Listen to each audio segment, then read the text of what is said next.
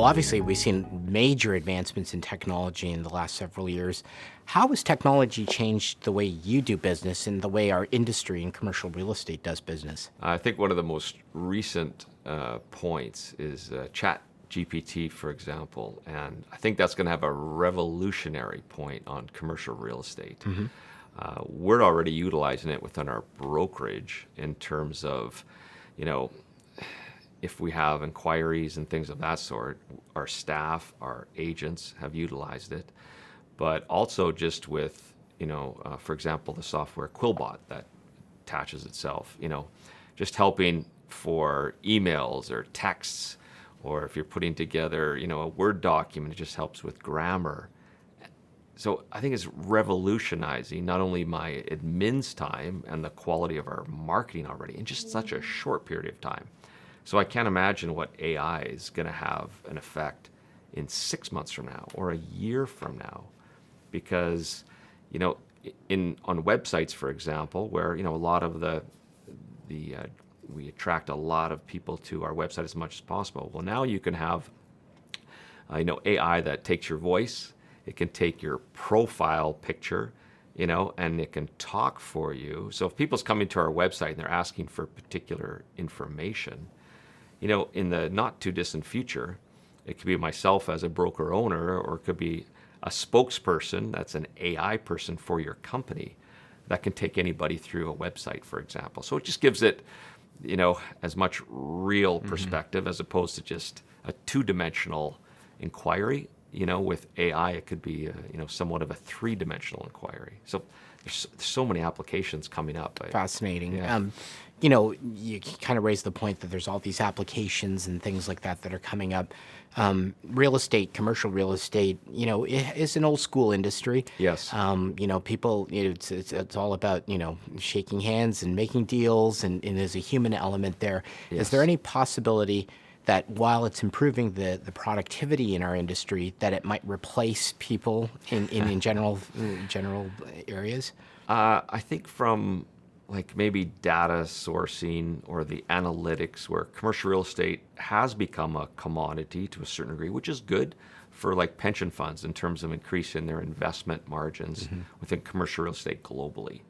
So that's important. And there's a lot of people relying on that analytics. And so from a technology standpoint, that has to be really dialed in terms of, what market are you looking at? Where's that market at? And, what's that real-time deliverable on that information? Because there's so much noise or information out there now, and it's really to dive deeper and find out what's true, what's not. Like, for example, the office market, it's wobbling a little bit, right? Right. You have this hybrid model. A lot of the workers aren't back, government especially, but people are coming back, and companies are looking at, is it 5 days a week? Not necessarily anymore. Is it 3? So do we have a Tuesday, Wednesday, Thursday work week with, Monday or Friday could be the new flex day? Right. And so now we thought maybe this was a temporary thing with COVID or post-COVID, but it seems to be a more permanent change in the office market, and it seems pretty consistent now.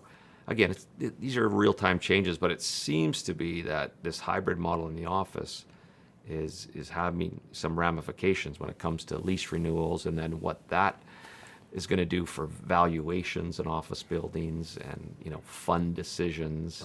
Right. So it's very interesting. It is very interesting. You raised the office market with technology, and Yeah. I think these days a lot of times tenants who are dealing with the hybrid work and stuff want to make their offices attractive. Yes. and lure the talent back to the office. Yes. Are there any ways that technology can help to build that bridge, as a product offering for, say, an office building? A lot what I've heard is more the physical aspects, a coffee bar or a workout area or a pet area. Yep. Like everything to bring, staff back and Right. But it is that human element that you mentioned. People miss that Yep. in COVID. So they like, getting together. And I think there's a great exchange of ideas you can have with people Right. that you don't necessarily get siloed at home. Right. And so that's why I think the office will always be here. And it's just a matter of technology in terms of, yes, there's times during the day when you need to, silo yourself and get a particular project done. Yeah. But then the other parts of the day, you do want to work in that team process. yeah. 1+1 = 3. Yeah. And I think there's some obviously advantage there. Technology, what we're finding, especially, from that analytics side, like with cell phones, they can track what people are doing when they go to like a power center in a retail store. Right. And they can track now, well, this person's gone into the hardware store, but then they go get lunch, here, and they can track. Right. So the technology absolutely helps owners to say, okay, what's my tenant mix Right. Right. for retail? Yeah. And I think that's technology right there, giving cutting edge. Another one is if you're planning a power center and you're looking at, okay, what is my tenant mix? Well, there's so much information that's already been developed in terms of, okay, a certain, say, Costco is developed. Well, who wants to be around Costco? Well, you can quickly pull up, a void analysis, it's called, and then you can say, okay, what can be done in terms of who should be beside a Costco? So instead of just, thinking or oh, I know this Costco in my part of town, let me go drive there. Well, you don't have to do that anymore.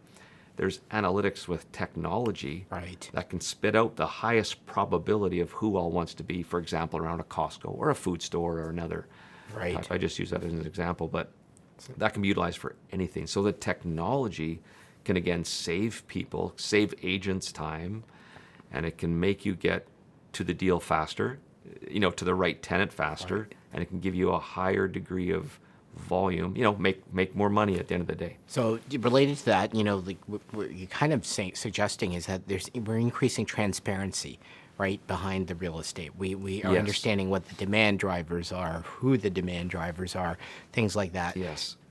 Along the lines of what you mentioned, at the end of the day, does that help improve the value of a real estate building, and ultimately the investment potential of them? Yeah, I would say I'll go back to Boardwalk Equities, one of the major Canadian successful REITs here that specialize in apartments. I'm going to say 20, 25 years ago or so, where they started coming on board, Sam Clias and his team. What they did they took the operating costs of an apartment building and they broke it down, carpet, paint on the wall, a faucet, a fixture, and they broke it all down. And then what they did is they managed every suite and they tracked every suite in terms of, well, what's wrong with this particular type of toilet, or someone's breaking down too much, or, what I mean? Like, they quantified everything. And this whole process, technology-wise, because they put it all into where they could have some analytics, and they're able to, you have your income from an apartment, but they're able to compress the expenses. And therefore, they were able to increase their net operating income. So your typical operator back in the day was like, well, I'm only going to pay X amount for this property. Well, Boardwalk can be more aggressive because they knew that they could, because of their buying power and their technology, they could save on the expense side. So that's a really real world example of somebody that took, the physical aspect, made it into a technology, and then, provided a very strong ROI for that particular asset class. Fascinating. And related to that, maybe one of my last questions is, building technology has actually improved dramatically in the last 10 years. Yep. Maybe you could talk to us a little bit about some of the innovations in building technology, but also how it's really helped owners of real estate save on costs, but also attract tenants as well. Yeah, I think it's interesting. As an owner of an office building, so I'm a tenant, but I also own it. So I'm looking at the other 40 tenants in our office building. And so I get that direct feedback of what's important to them. Security, for example, is important, especially post-COVID. The ability to control your environment, right?